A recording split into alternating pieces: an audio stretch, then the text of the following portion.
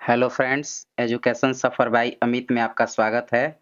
मैं अमित कुमार आपका स्वागत करता हूं। सो गाइज, आज के इस सेशन में हम लोग ऑब्जेक्टिव क्वेश्चन और आंसर करने वाले हैं, जो हम लोगों का टॉप 25 क्वेश्चन रहेगा, जो एमसीक्यू रहेगा, जो मल्टीपल चॉइस क्वेश्चन होता है। कक्षा 10 का हम लोग करेंगे क्वेश्चन आंसर, जो बिल्कुल न्यू पैटर्न पर आधारित होगा। तो हम लोग करने वाले हैं आज सामाजिक विज्ञान। सामाजिक विज्ञान का इतिहास का पहला चैप्टर, जिसका नाम है यूरोप में राष्ट्रवाद। तो चलिए दोस्तों, इसे देर न करते हुए और शुरू करते हैं। अगर आपने हमारे चैनल को सब्सक्राइब नहीं किया है तो कृपया सब्सक्राइब कर लें और बेल आइकन प्रेस कर लें और जल्द से जल्द लाइक कर दें। और हाँ, अगर आप इस प्रश्न में कुछ का आंसर कर भी पाते हैं, खुद से बना भी पाते हैं, तो कमेंट बॉक्स में जरूर ही जवाब दें कि आपने इस 25 क्वेश्चन में से, टोटल 25 क्वेश्चन में से कितना नंबर लाया।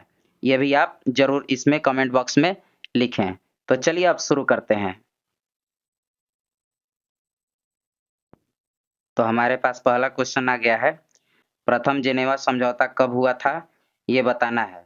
तो बच्चों, प्रथम जेनेवा समझौता जो है 1954 ईस्वी में हुआ। 1954 ईस्वी में हुआ। यहाँ पर ऑप्शन नंबर ए होगा, जबकि ऑप्शन ए में ये गलत है, इसलिए ये नो कर लीजिएगा। 1954 ईस्वी में हुआ प्रथम जेनेवा समझौता। ठीक है, तो इसी प्रकार हम लोग अगले क्वेश्चन को भी करेंगे। हमारा दूसरा प्रश्न है, लुई फिलिप किस देश का शासक था। लुई फिलिप किस देश का शासक था। तो दोस्तों, जल्द से जल्द बताइए आंसर क्या होगा। लुई फिलिप किस देश का शासक था। तो इसका आंसर हो जाएगा, लुई फिलिप फ्रांस का शासक था। कहाँ का शासक था बच्चों? फ्रांस का, जो आंसर हो जाएगा बी। ठीक है, अब अगला प्रश्न है क्वेश्चन नंबर 3, सार्डिनिया का राजा कौन था। तो इसका जवाब होगा, अगला प्रश्न जो इस प्रकार है हमारा, इसमें बताया जा रहा है कोसुत का संबंध किस देश से है। कोसुत का संबंध किस देश से है। तो इसका जवाब हो जाएगा बच्चों हंगरी। इसका जवाब हो जाएगा हंगरी। आपका अगला प्रश्न है बच्चों कि अमेरिका में न्यू डील की स्थापना किसने की, या न्यू डील किसने लागू की। तो हमारे प्यारे बच्चों, इसका जवाब हो जाएगा, अमेरिका में न्यू डील की स्थापना फ्रैंकलिन डी रूजवेल्ट ने की। तो इस प्रकार हम लोग का उत्तर हो जाएगा बी। ठीक है, अब अगले प्रश्न की ओर लौटते हैं। इटली तथा जर्मनी वर्तमान किस महादेश के अंतर्गत आते हैं। तो इस प्रश्न का जवाब हो जाएगा, इटली और जर्मनी जो है, ये दोनों ये वर्तमान में यूरोपीय महादेश के अंतर्गत आते हैं, जिसका उत्तर हो जाएगा सी। ठीक है, अगला क्वेश्चन देखते हैं। अगले प्रश्न में है, प्रश्न बहुत बढ़िया है, जो शानदार है। आप लोग कमेंट बॉक्स में जरूर बताइएगा किसने कितना कितना आंसर लाया, और इसका रिप्लाई जरूर दीजिएगा, ताकि इससे आपकी तैयारी की भी कुछ पता चल सके कि किस लेवल की तैयारी है। तो फ्रेंड्स, अगला प्रश्न है, गैरिबाल्डी पेशे से क्या था। ठीक है, गैरिबाल्डी पेशे से क्या था, ये भी प्रश्न बार बार पिछले साल में पूछा गया है। तो चलिए, गैरिबाल्डी पेशे से क्या था। तो इस प्रश्न का जवाब हो जाएगा, गैरिबाल्डी पेशे से नाविक था, जिसका आंसर, राइट आंसर हो जाएगा डी। गैरिबाल्डी पेशे से नाविक था। ठीक है, जॉलवेरिन एक संस्था थी। ये जो प्रश्न है बच्चों, ये भी बहुत बढ़िया प्रश्न है। बहुत से बच्चे इसमें कंफ्यूज हो जाते हैं। जॉलवेरिन एक संस्था थी, तो जॉलवेरिन ये बताना है कि संस्था थी तो किस चीज की थी। जॉलवेरिन किसकी संस्था थी? व्यापारियों की। आपका राइट उत्तर हो जाएगा बी। ठीक है, अगला प्रश्न देखते हैं। नेक्स्ट जो क्वेश्चन है, क्वेश्चन नंबर 9, सेडान का युद्ध किन के बीच हुआ। ठीक है, सेडान का युद्ध किन के बीच हुआ। तो इसका जवाब हो जाएगा, फ्रांस और प्रशा के बीच हुआ, जो आपका राइट आंसर हो जाएगा डी। अगला प्रश्न है कि रॉबर्ट ओवन कहाँ के निवासी थे। रॉबर्ट ओवन कहाँ के निवासी थे। तो प्यारे बच्चों, इसका भी जवाब हो जाएगा, रॉबर्ट ओवन ये ब्रिटेन के निवासी थे, जिसका आंसर होगा ऑप्शन नंबर सी। ये भी बहुत अच्छा प्रश्न है, रॉबर्ट ओवन कहाँ के निवासी थे, जिसका आंसर हो जाएगा सी। अगला प्रश्न है क्वेश्चन नंबर 11 कि यहाँ बताया जा रहा है कि हीगेल किस देश का दार्शनिक था। हीगेल किस देश का दार्शनिक था। तो बच्चों, इसका उत्तर हो जाएगा हेगेल जर्मनी का दार्शनिक था। ठीक है, जो कि आपका ऑप्शन नंबर सी होगा।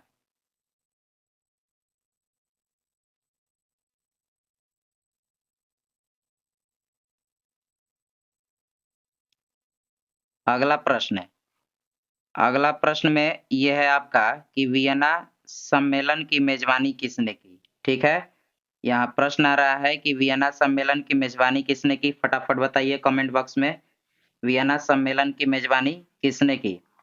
तो आपका उत्तर हो जाएगा वियना सम्मेलन की मेजबानी मेटरनिक ने की थी। वियना सम्मेलन की मेजबानी किसने की थी? मेटरनिक ने की थी, जो आपका राइट आंसर हो जाएगा ए। अगला प्रश्न है, ठीक, इसको भी बहुत अच्छे तरीके से देखेंगे दोस्तों।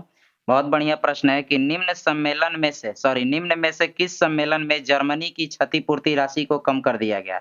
आपसे उस सम्मेलन का नाम पूछा जा रहा है जहां पर जर्मनी में क्षतिपूर्ति राशि को कम कर दिया गया था।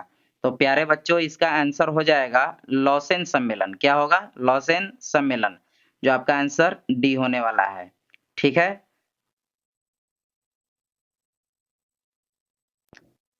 दोस्तों अगला प्रश्न यहाँ पूछा जा रहा है कि इटली के एकीकरण का प्रमुख नायक कौन था? इटली के एकीकरण का प्रमुख नायक कौन था? अगर इसमें देखा जाए तो इटली के एकीकरण में सबकी भूमिका रही है। मेजनी की भी रही है, काबूर की भी रही है, गैरिबाल्डी की भी रही है। तो सबकी भूमिका रही है। इसी में किसी की अधिक थी और किसी की कम थी। लेकिन इसका हम लोग इस कंडीशन में जवाब ले लेंगे, इनमें से सभी। ठीक है, इसका जवाब हो जाएगा ऑप्शन नंबर डी कि इटली के एकीकरण का प्रमुख नायक कौन था? तो इनमें सभी हो जाएगा, क्योंकि सब लोगों ने मिलकर के इटली का एकीकरण किया था। अगला प्रश्न है, इटली का एकीकरण कब पूर्ण हुआ? ठीक है बच्चों, ये प्रश्न है, इटली का एकीकरण कब पूर्ण हुआ? ये भी बहुत बढ़िया प्रश्न है। तो प्यारे बच्चों, इटली का एकीकरण जो है 1871 ईस्वी में पूर्ण हो गया। पूर्ण रूप से ये एकीकरण हो गया था 1871 ईस्वी में, जो आपका जवाब होगा बी। अगला प्रश्न है जो बहुत ही शानदार प्रश्न है। ठीक है, अगला प्रश्न नंबर 16 कहा जा रहा है कि लुई 16वें को कब फांसी दी गई? बहुत ही वीवीआई क्वेश्चन है बच्चों, इसको याद रखिएगा, जो बहुत अच्छा प्रश्न है। तो लुई 16वें को कब फांसी दी गई? तो लुई 16वें को फांसी 1793 ईस्वी में दी गई, जो आपका आंसर हो जाएगा ऑप्शन नंबर बी। 1793 ईस्वी में लुई 16वें को फांसी दी गई थी। अब चलिए बच्चों अगले प्रश्न पे लौटते हैं, जो आपका प्रश्न इस प्रकार है। इसमें बताया जा रहा है कि यूरोपीय सभ्यता का पालना किसे कहा जाता है? क्वेश्चन है, यूरोपियन सभ्यता का पालना किसे कहा जाता है? तो आपका जवाब हो जाएगा यूनान। यूरोपियन सभ्यता का जो पालना है वो यूनान को कहा जाता है। ठीक, अगले प्रश्न की ओर हम लोग लौट रहे हैं। जो अगला प्रश्न कुछ इस प्रकार से है। इसमें बताया जा रहा है कि वियना कांग्रेस का मुख्य उद्देश्य क्या था? तो बच्चों प्रश्न ये है आपका कि वियना कांग्रेस का मुख्य उद्देश्य क्या था? तो इसका जवाब हो जाएगा वियना कांग्रेस का मुख्य उद्देश्य राजतंत्रों को पुनर्स्थापित करना। वियना कांग्रेस का मुख्य उद्देश्य था बच्चों राजतंत्रों को पुनर्स्थापित करना। तो आपका ऑप्शन नंबर हो जाएगा सी। आपका अगला प्रश्न क्वेश्चन नंबर है 19 कि मेजनी का संबंध किस गठन से था? तो हमारे प्यारे बच्चों अगला प्रश्न यही है, मेजनी का संबंध किस गठन से था? तो आपका राइट आंसर हो जाएगा इसका बी, जो मेजनी का संबंध सीधा कार्बोनरी से था, जिसका आंसर बी हो जाएगा। ठीक है,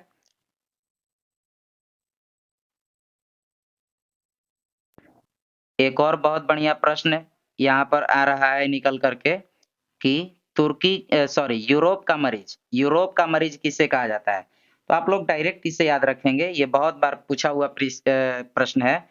तो कहा जा रहा है कि यूरोप का मरीज किसे कहा जाता है? तो यूरोप का मरीज बच्चों तुर्की हो जाएगा, जो हम लोग टर्की को कहते हैं या तुर्की भी कहते हैं।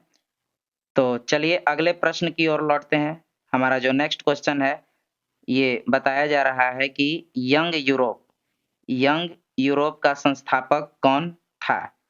तो इसका सीधा सीधा जवाब हो जाएगा ऑप्शन नंबर ए। इसका प्यारे बच्चों ऑप्शन नंबर ए जो है ये जवाब हो जाएगा। ठीक है, अगला प्रश्न है यूनान को स्वतंत्र राष्ट्र कब घोषित किया गया?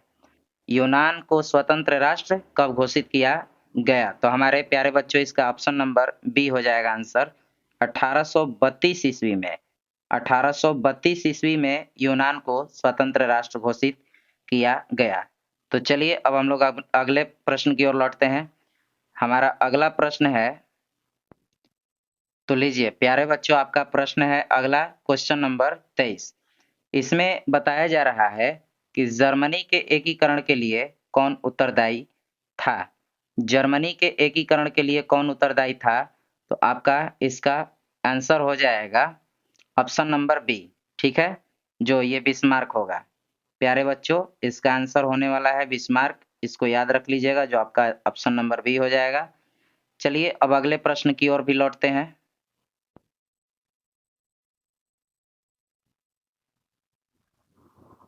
तो आपका अगला प्रश्न है पोलैंड के विद्रोह को किसने कुचल दिया? ठीक है, तो पोलैंड के विद्रोह ने किसको कुचल दिया बच्चों? इसका आंसर हो जाएगा ए। पोलैंड के विद्रोह को रूस ने कुचल दिया। ठीक है, तो लास्ट प्रश्न है बच्चों हमारा, सन 1870 में फ्रांस और प्रसा के बीच युद्ध कहाँ हुआ? 1870 में ये बताना है कि 1870 ईस्वी में ये फ्रांस और प्रसा के बीच में युद्ध कहाँ हुआ? तो वो लोकेशन हो गया रूस में। जो रशिया में हुआ था फ्रांस और प्रसा के बीच में युद्ध। तो ये आपको याद रखना है। और ऐसे ही अगर मानकर चलिए आपको और भी नए-नए अपडेट्स चाहिए तो इस प्रकार हमारे चैनल को सब्सक्राइब करें। जय हिंद, जय भारत।